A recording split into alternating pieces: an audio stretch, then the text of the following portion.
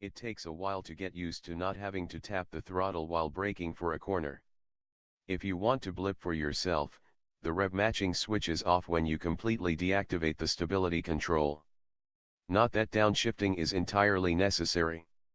The M2's turbocharged 3.0-liter has eyeball flattening thrust from about 2000 rpm to the 7000 rpm red line.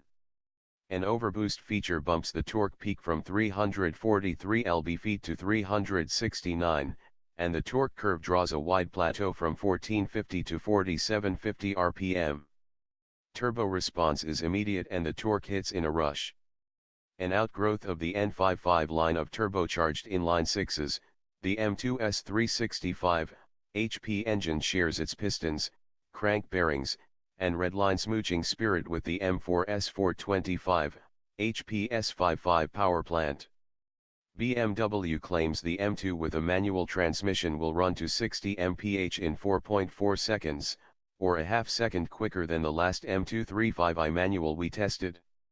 Equipped with the optional dual-clutch 7-speed automatic with launch control, the sprint to 60 mph takes 4.2 seconds according to BMW.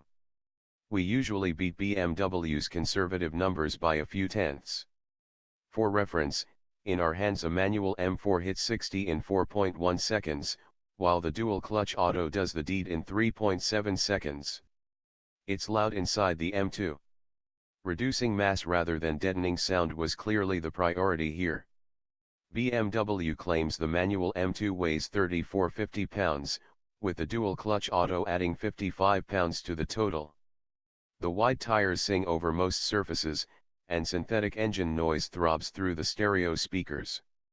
Set the cruise at 80 mph and there's a deep and ever-present hum in your ears.